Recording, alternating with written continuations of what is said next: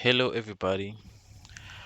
So, this is the 7th of May, and we at Midvaal Raceway, and we brought the car here because we wanted to do some shakedown. This is a VW Challenge car. It's a 2-liter, 8-valve Golf 3 motor in I think it's a 2011 or something VW Polo body.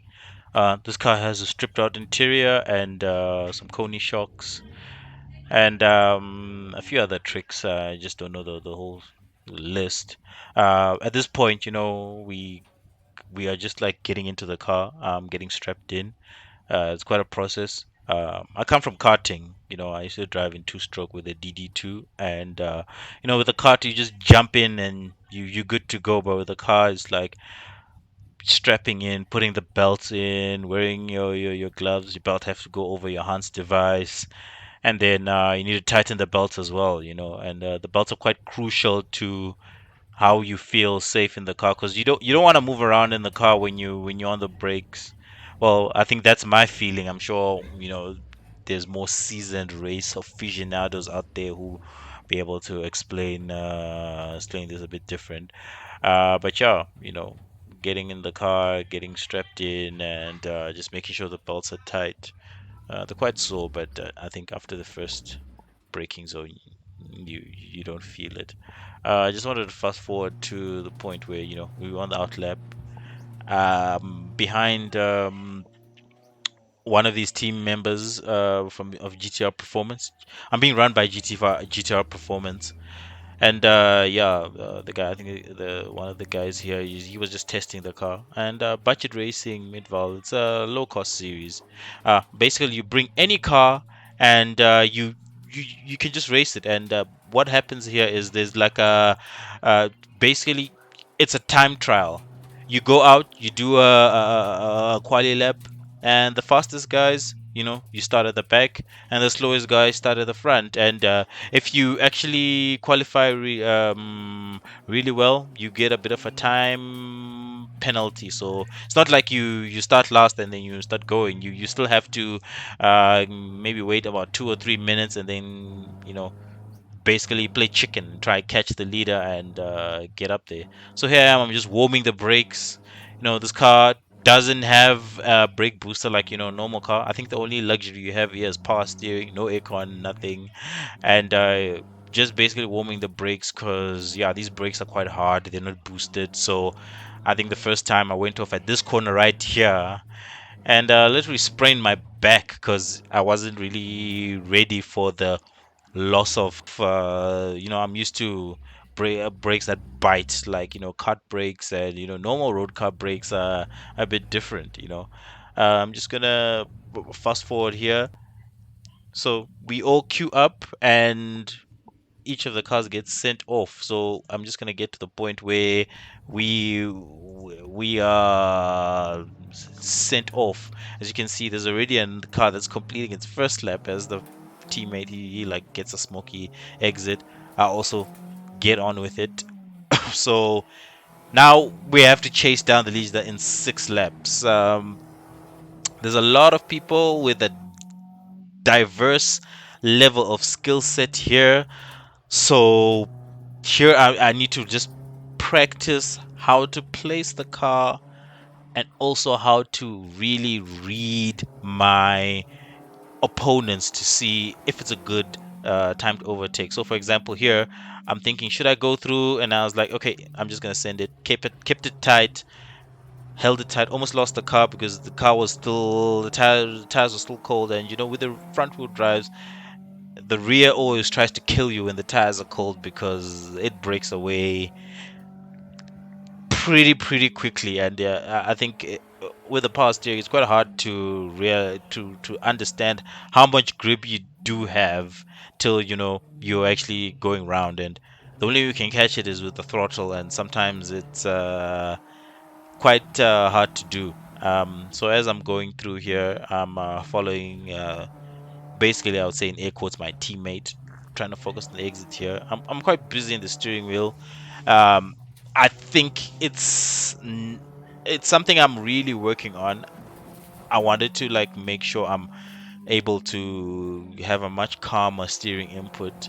But at this point, I'm just trying to ensure that I get the car warm and just stick with this guy ahead. And at this point, I'm doing a fairly good job of it. Tires are still obviously trying to come up, so there's that. This is quite a abrasive track, so the tires do warm up pretty quickly, but they also get worn very quick. So at this point, I have a sort of better exit, but this car has so much power. I think it's almost double the power of my car. They're the same model.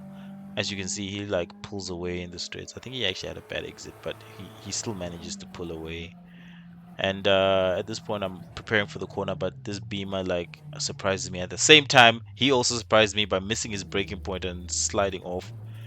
Luckily, he had the presence of mind to let go of the brakes, and there was a caterer behind me also trying to, have a sniff. But luckily, I closed the door.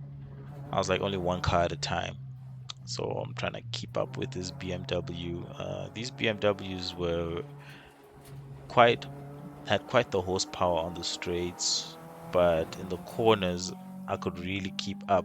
I think the whole setup of this car, the shocks, and makes it quite a formidable weapon in the corners.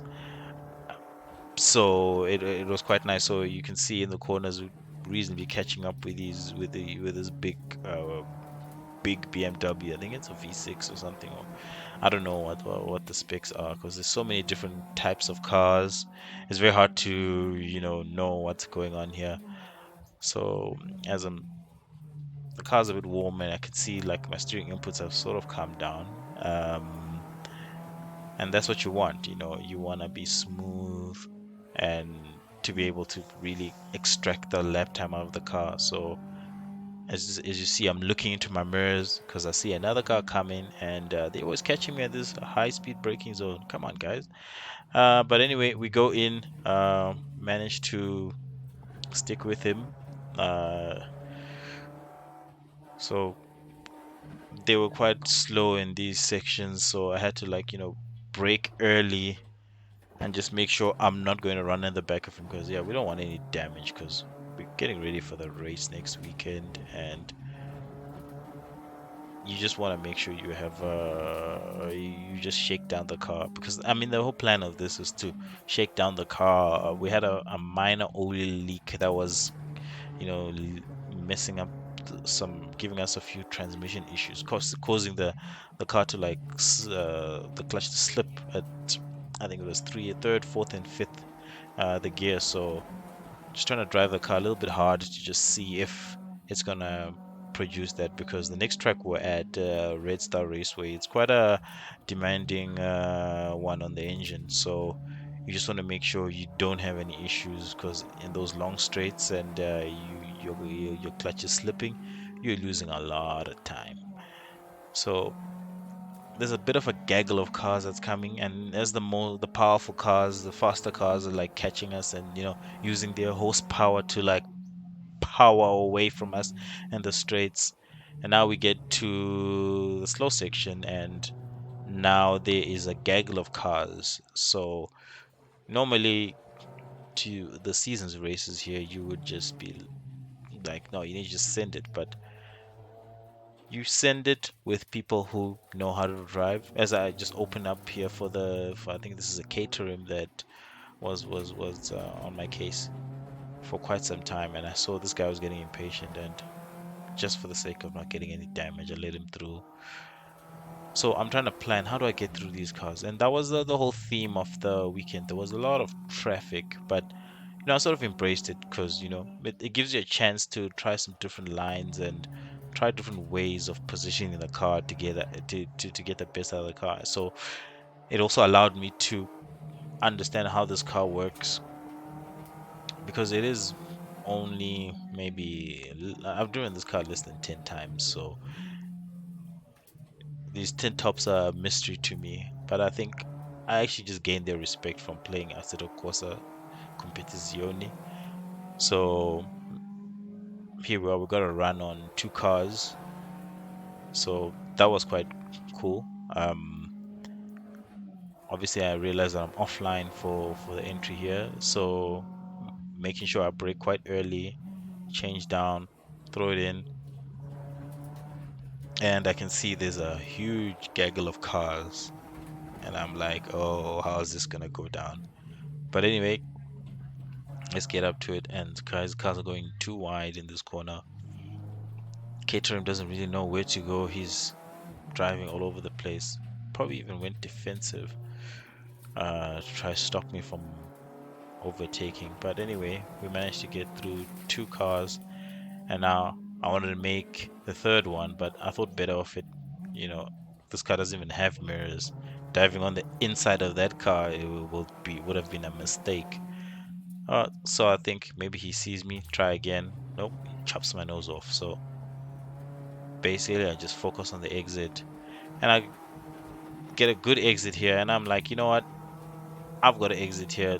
I'm gonna take him. So he tries to squeeze me. I lift a little bit, but I just go in anyway, commit, and then brake early to make sure I just get narrow, and then power a little bit earlier so the car just understeers wide, and I carry the momentum.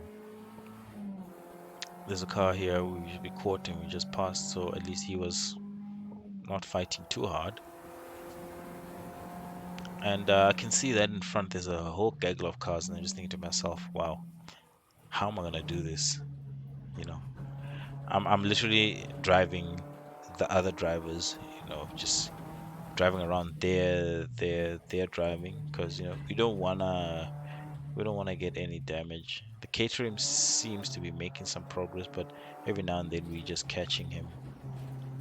So I'm setting up a good launch from this corner and wondering how I'm gonna take this guy, and then I realize, oh, the checker flag has come. It's been 6 laps already. So at the end of the day, we managed to catch up. I think we did a few overtakes. Uh, in the end, the results really didn't matter. I think the main thing was, we wanted to shake down the car, see if there were any oil leaks, and we managed to ensure that the car was working fine. So the next time we're gonna be around is we are going to go to Red Star, and that's the round two of the regional challenge. If I do record some footage, I'll share it. And yeah, let's just see. We're just having fun driving cars and sharing footage. All right, then, guys. See you on the next one.